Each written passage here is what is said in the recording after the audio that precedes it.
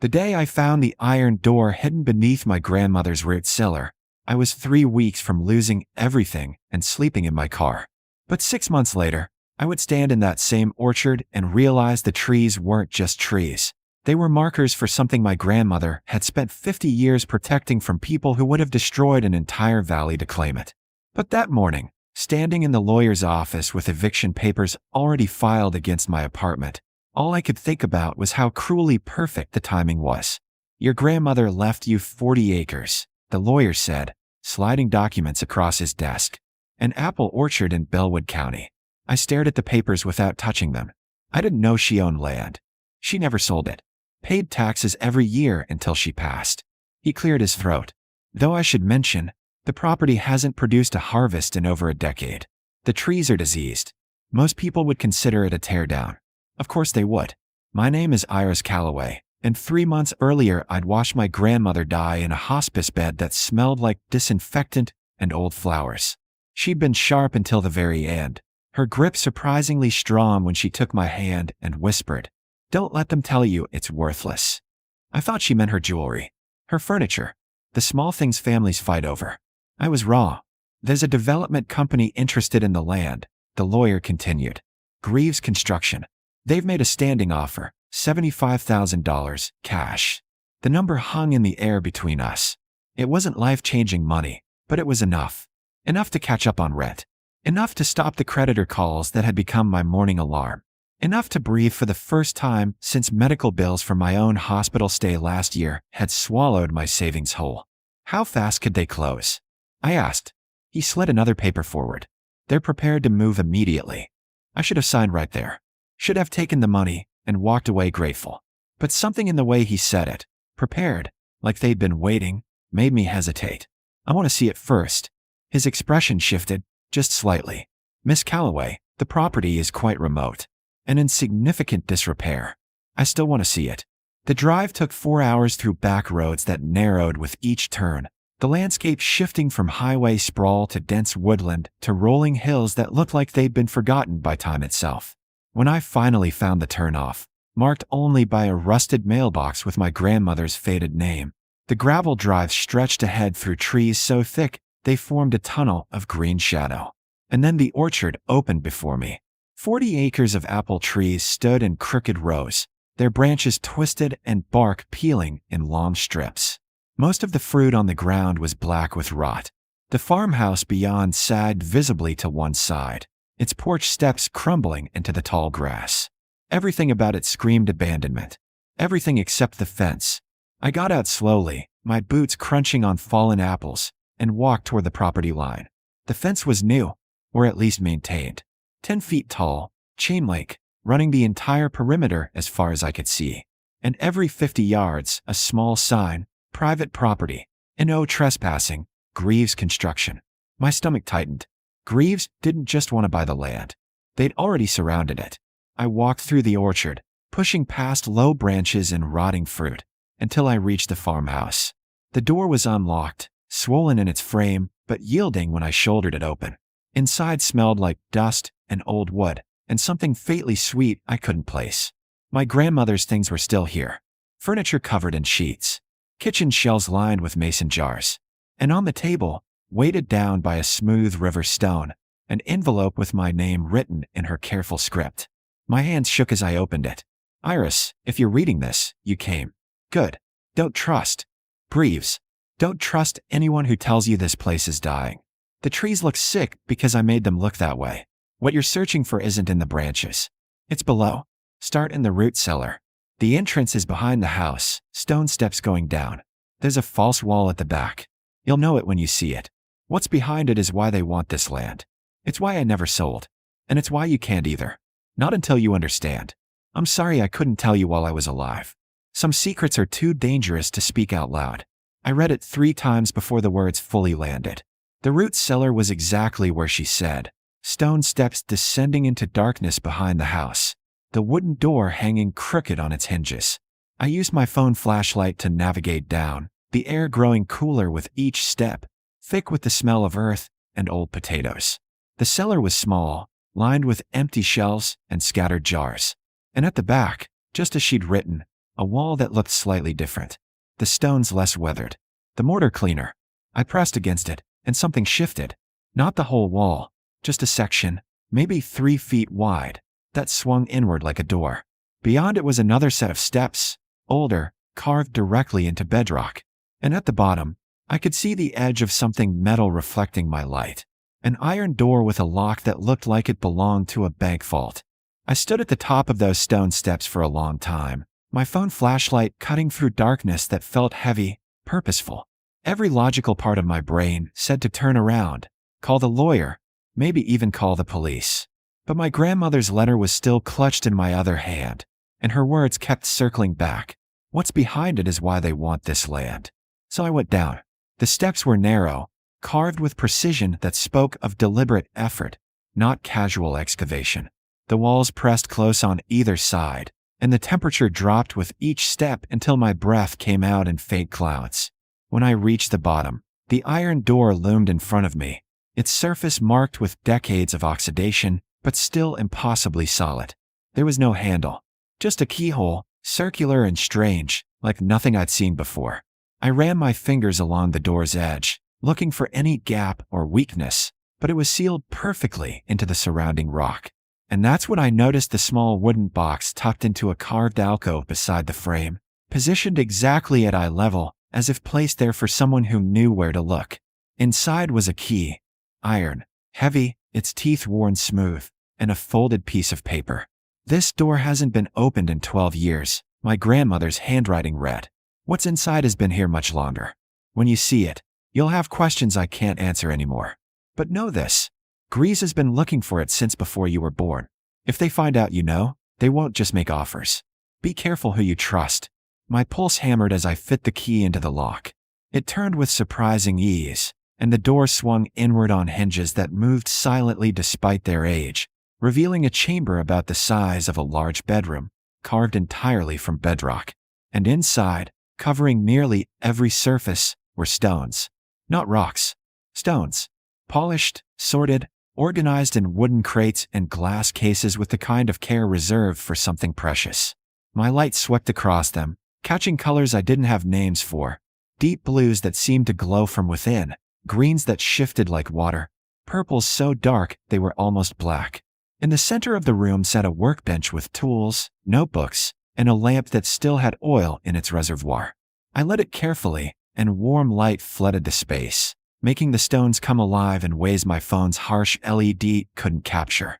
I picked up the nearest notebook and opened it. Page after page of my grandmother's writing. Dates, locations, chemical compositions, sketches. She'd been documenting these stones for decades. And as I read, the truth started assembling itself in fragments that made my chest tighten. Rare earth minerals. Not just any minerals. Some of the highest concentrations of neodymium, dysprosium, and terbium ever recorded outside of China. Elements critical for batteries, magnets, electronics. Elements worth billions if extracted properly. My grandmother hadn't owned an apple orchard. She'd owned a mineral deposit that companies would go to war over. I was still processing this when I heard it, the distant sound of a vehicle on gravel. I killed the lamp immediately, my heart slamming against my ribs as I grabbed the notebook and moved back toward the door. By the time I reached the surface, closing the false wall carefully behind me, I could see headlights through the farmhouse windows. A black truck pulled up in the yard. The door opened, and a man stepped out, tall, maybe 60, wearing work clothes that were too clean to have seen actual work. He walked toward the house with the confidence of someone who believed he had every right to be there. I met him on the porch, positioning myself in the doorway. "Can I help you?" I kept my voice steady. He smiled, but it didn't reach his eyes. "You must be Iris. I'm Richard Greaves. I've been hoping we'd get a chance to talk. This is private property. I'm aware. I've been maintaining the fence line for your grandmother for years. Just being a good neighbor." He glanced past me into the house. "I heard you might be considering our offer. I haven't decided anything yet." His smile tightened. "Let me be direct, then. This land has been a burden on your family for decades. The trees are diseased beyond saving. The house is collapsing. You're looking at tens of thousands just to make it safe, let alone profitable." He pulled an envelope from his jacket. "I'm prepared to raise our offer. $120,000. Cash." Closes in a week. It was almost double the original number. And the way he said it, urgent, almost desperate, told me everything I needed to know. He didn't just want the land. He needed it. Why? I asked simply. Excuse me. Why do you want 40 acres of dying apple trees so badly you'd pay $120,000 for them? Something flickered across his face. It's a development opportunity. Housing, potentially. The location has value even if the orchard doesn't. No. I shook my head slowly. You've had this fenced off for years. You've been waiting. What are you really after? His expression hardened. Miss Calloway, I'm trying to help you. This property is worthless without significant investment. Investment you can't afford. Take the offer while it's on the table. I'll think about it. Don't think too long. He turned to leave, then paused. Your grandmother was a stubborn woman. It didn't serve her well in the end.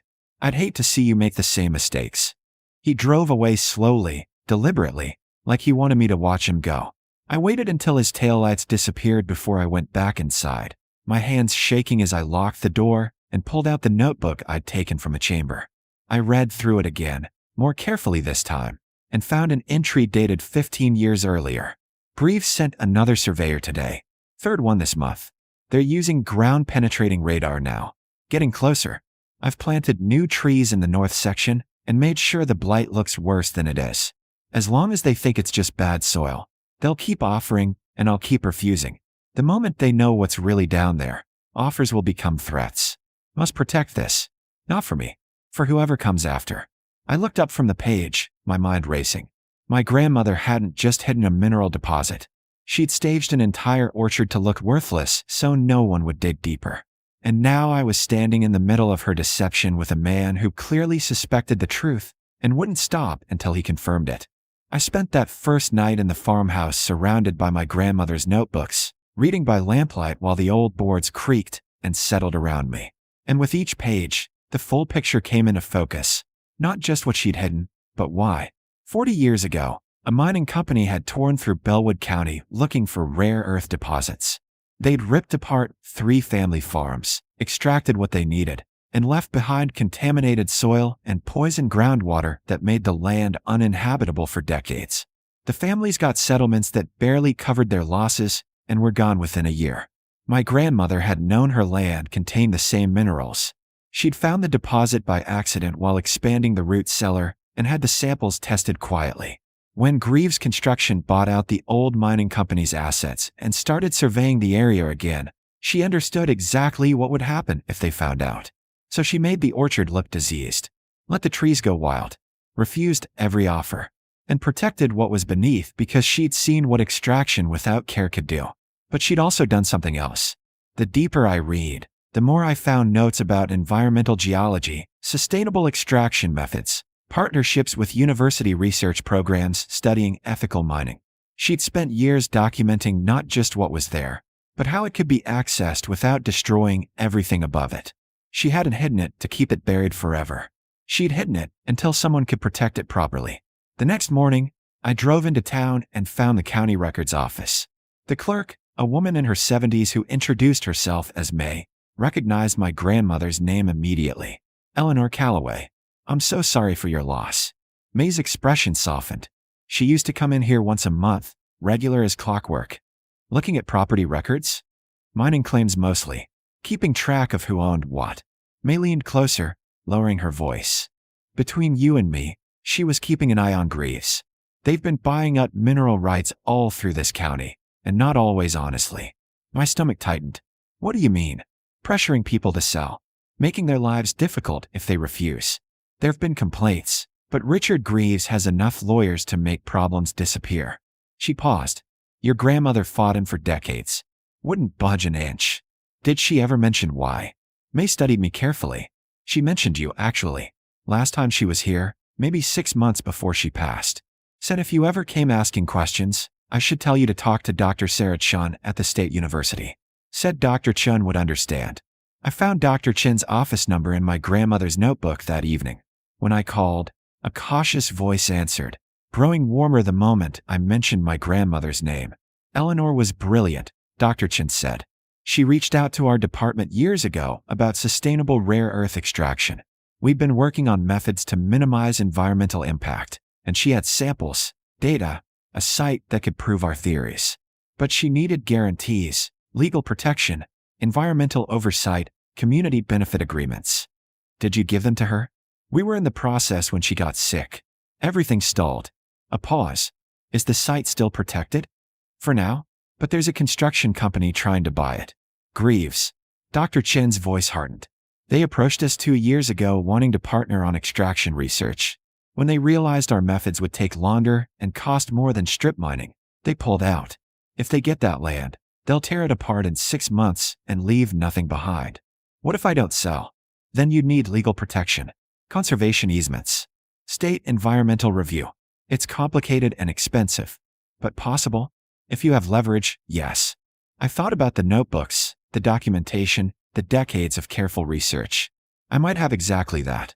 Over the next 2 weeks, I worked with Dr. Chun and her team to review my grandmother's findings. The deposit was even more significant than initial surveys suggested, potentially one of the largest domestic sources of critical minerals in the country. Extracted responsibly, it could supply national needs for decades while creating jobs and protecting the surrounding ecosystem. Extracted the way Greaves would do it, it would be gone in years, and the valley would be toxic for generations. We filed for a state environmental impact assessment and submitted my grandmother's research to a federal program supporting domestic rare earth production. And then I waited. Greaves didn't wait. 3 days after the filings went public, Richard Greaves showed up at the farmhouse with 2 men in suits and an expression that had lost all pretense of friendliness. "You've made a serious mistake," he said, not bothering with greetings. "I've protected my property. You've cost me years of work and millions in projected revenue." He stepped closer. "That assessment will take months. In that time, accidents happen. Old houses burn down. Property gets condemned. You're one woman with no resources trying to fight a company with very deep pockets." "Actually," a new voice said from behind him, "she's one woman with a federally protected mineral deposit and a research partnership with a state university." Dr. Chun walked up the drive, flanked by 2 people in suits of their own, a lawyer from the university's legal department and a representative from the state environmental agency. Dr. Chun handed Greaves a document. "As of this morning, this property is under provisional protection pending environmental review. Any interference constitutes a federal offense." Greaves's face went red. "This isn't over." "Yes," I said quietly, "it is. You don't get to destroy this place the way you destroyed the others. Not anymore." He left, making threats that sounded emptier with each word. The legal process took 6 months, but in the end, the protections held. The orchard became part of a landmark agreement, a public-private partnership that would allow careful, monitored extraction while preserving the land above, with profits directed toward community environmental restoration and education programs named in my grandmother's honor. The trees are still there, still crooked and wild, still looking half dead to anyone who doesn't know better. But now they're guardians of something bigger than themselves, markers for a future my grandmother fought to protect long before I knew I'd be the one to finish her fight. I live in the farmhouse now, properly repaired with royalties from the first assessment contracts. And sometimes, standing in the orchard at sunset, I think about her final words. "Don't let them tell you it's worthless." She wasn't just talking about the land.